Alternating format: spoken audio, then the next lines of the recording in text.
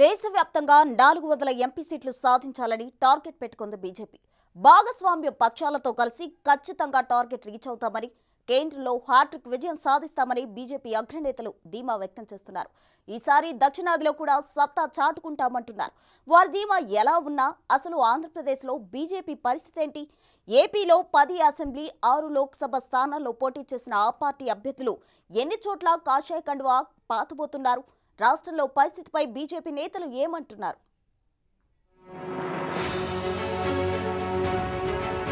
ప్రస్తుత లోక్సభ ఎన్నికల్లో బీజేపీ దక్షిణాదిన భారీ విజయం సాధిస్తుందని కేంద్ర హోంమంత్రి అమిత్ షా ధీమా వ్యక్తం చేస్తున్నారు.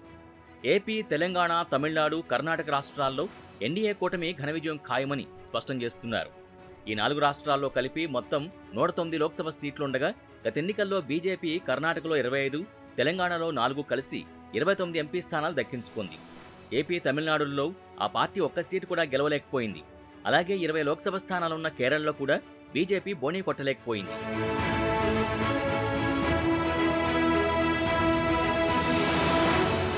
గత ఎన్నికల్లో ఏపీలో ఒంటరిగా పోటీ చేసిన బీజేపీ రాష్ట్ర వ్యాప్తంగా 1% ఓట్లు కూడా దక్కించుకోలేకపోయింది. అటు జనసేన, టీడీపీలు కూడా ఒంటరి పోరుతో దారుణ పరాజయం ఎదుర్కొన్నాయి. 2014 ఎన్నికల్లో టీడీపీతో కూటమి కట్టి జనసేన మద్దతుతో 13 అసెంబ్లీ, 4 లోక్సభ స్థానాల్లో పోటీ చేసింది బీజేపీ. 4 అసెంబ్లీ స్థానాలతో పాటు నరసాపురం, విశాఖపట్నం ఎంపీ సీట్లు గెలుచుకుంది. అప్పట్లో రాష్ట్ర ప్రభుత్వంలో భాగస్వామై 2 మంత్రి పదవులు దక్కించుకుంది.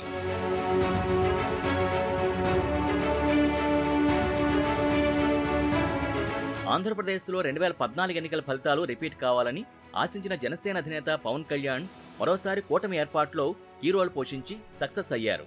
ఈసారి 10 అసెంబ్లీ సెగ్మెంట్లు, 6 లోక్సభ స్థానాల్లో కాషాయ పార్టీ పోటీ చేసింది. ఈ ఎన్నికల్లో పొత్తు ధర్మంలో భాగంగా మిత్రపక్షాలతో సమన్వయం చేసుకుంటూనే సొంత ఎజెండా కూడా ఫాలో అయింది. ఎక్కడికక్కడ పార్టీ విస్తారకుల్ని నియమించుకుని గ్రౌండ్ వర్క్ చేయించుకుంది. రాష్ట్రంలోని 10 అసెంబ్లీ, 6 లోక్సభ నియోజకవర్గాల్లో బీజేపీ అభ్యర్థుల గెలుపు ఖాయమని ఆ పార్టీ విస్తారకులు రాష్ట్ర నాయకత్వానికి రిపోర్ట్ ఇచ్చారు.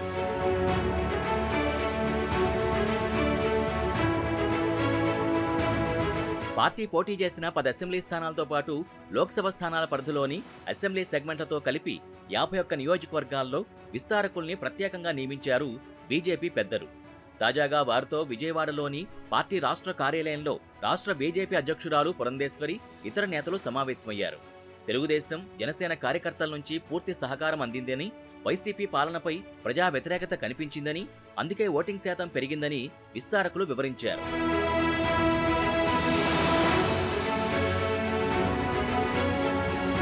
పార్టీ నేతల అభిప్రాయం ఎలా ఉన్నా ఆదోని, ధర్మవరం, ఎచ్చెర్ల, విశాఖ నార్త్, అరకు, విజయవాడ వెస్ట్, కైకలూరు, అనపర్తి, బద్వేల్, జమ్మలమడుగుల్లో పోటీ చేసిన బీజేపీ అభ్యర్థులు వైసీపీకి గట్టి పోటీ ఇచ్చారన్న అభిప్రాయం వ్యక్తమవుతోంది. ధర్మవరంలో బీజేపీ అభ్యర్థిగా పోటీ చేసిన సత్యకుమార్ ఎన్నికల్లో పోటీ చేయడం మొదటిసారి అయినప్పటికీ అక్కడ టీడీపీ ఇన్ఛార్జ్ పరిటాల శ్రీరామ్ ఆయనకి పూర్తి స్థాయిలో సహకరించడం ప్లస్ అయిందని అంటున్నారు. ఈ ఎన్నికల్లో సత్యకుమార్ విజయానికి పరిటాల శ్రీరామ్ అన్ని విధాలా సహాయ సహకారాలు అందించారు.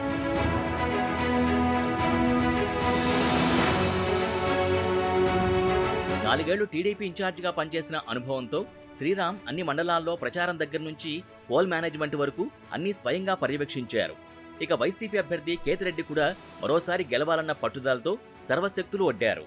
అటు మిత్రపక్షాల ఐక్య కృషి, వైసీపీ వర్గాల చొరవ కారణమేదైతేనేం కానీ ధర్మవరంలో రికార్డు స్థాయిలో 88.83% ఓటింగ్ నమోదైంది.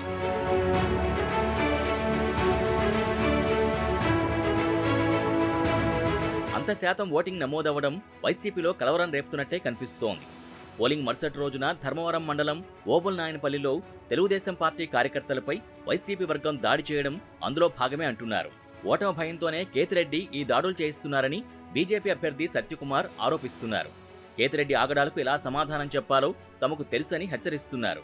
ధర్మవరం నియోజకవర్గంలో కూడా కొన్ని సంవత్సరాలుగా కేవలం ప్రజల్ని పీడిస్తూ, దాడులు చేయిస్తూ కాలం గడుపుతున్న ఎమ్మెల్యే కేతిరెడ్డి నిన్న ఓటమి తన ఖాయం అయిపోయింది కాబట్టి జీర్ణించుకోలేక ఓటమిని ఇవాళ ప్రతిపక్ష పార్టీలకు సంబంధించిన కార్యకర్తల మీద దాడులు చేస్తున్నారు.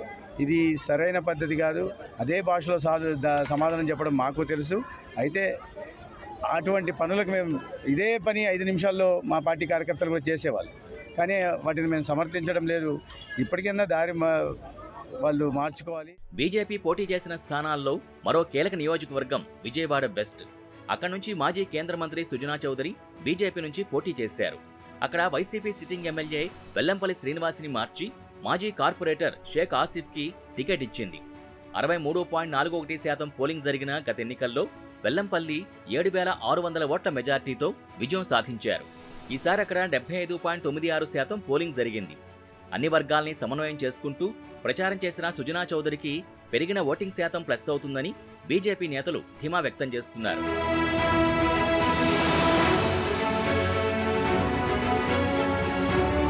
విశాఖ నార్త్లో మాజీ ఎమ్మెల్యే విష్ణుకుమార్ రాజు మరోసారి కూటమి అభ్యర్థిగా బరిలోకి దిగారు. 2014లో ఇదే కూటమి నుంచి 18,000 పైచిలుకు మెజార్టీతో గెలిచిన ఆయన గత ఎన్నికల్లో బీజేపీ నుంచి ఒంటరిగా పోటీ చేసినప్పటికీ దాదాపు 19,000 ఓట్లు దక్కించుకున్నారు. ఆ ఎన్నికల్లో జనసేన కూడా 19,000 చిల్లర ఓట్లు చీల్చుకున్నప్పటికీ టీడీపీ అభ్యర్థి గంటా శ్రీనివాస్ 1,400 ఓట్ల మెజార్టీ సాధించగలిగారు. ఈసారి మళ్లీ పొత్తు కుదరడం, గతం కంటే ఎక్కువగా 67.63 పోలింగ్ శాతం నమోదవడంతో విష్ణుకుమార్ రాజు గెలుపుపై కాన్ఫిడెంట్గా కనిపిస్తున్నారు.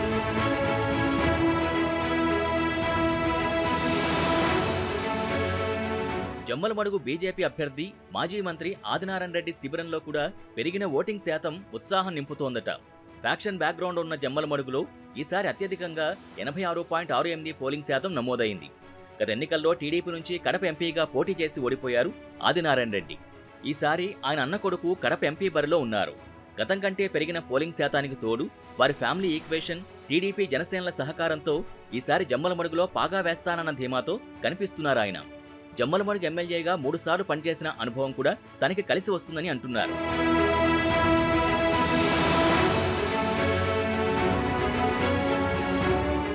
కైకలూరు నుంచి పోటీ చేసిన కామినేని శ్రీనివాసరావు 2014లో కూటమి ప్రభుత్వంలో మంత్రిగా పనిచేశారు. స్థానికంగా పట్టున్న ఆయనకి ఈసారి బీజేపీతో పాటు టీడీపీ జనసేన శ్రేణులు కూడా ఓన్ చేసుకుని పనిచేశాయి. ఆ సమష్టి కృషి కారణంగానే కైకలూరులో 87.32 పోలింగ్ శాతం నమోదైందని మిత్రపక్షాలంటున్నాయి. ఆ క్రమంలో కైకలూరులో కామినేని మెజార్టీపై బెట్టింగులు కూడా ప్రారంభమయ్యాయని అంటున్నారు.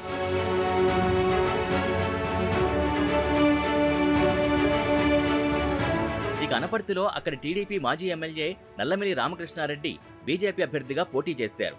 అనపర్తి అభ్యర్థిపై తీవ్ర తర్జన భర్జనలు పడిన టీడీపీ, బీజేపీలు చివరికి గెలుపు లెక్కలతో నల్లమిల్లి వైపు మొగ్గు చూపాయి. అక్కడ బలంగా ఉన్న టీడీపీ, జనసేన కార్యకర్తలు నల్లమిల్లికి పూర్తి స్థాయిలో సహకరించారని అంటున్నారు. 86.23 పోలింగ్ శాతం నమోదవడంతో ప్రభుత్వ వ్యతిరేకత స్పష్టమైందని, తమ అభ్యర్థి విజయం ఖాయమైందని కూటమి శ్రేణులు ధీమా వ్యక్తం చేస్తున్నాయి.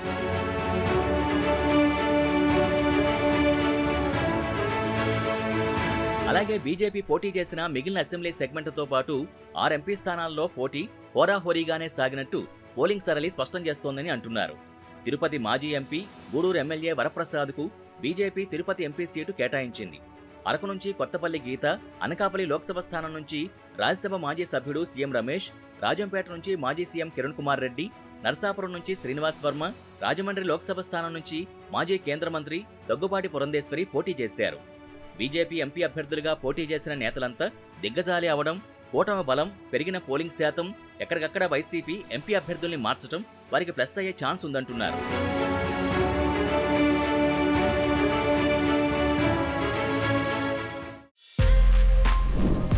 For more videos like this, subscribe Big TV channel.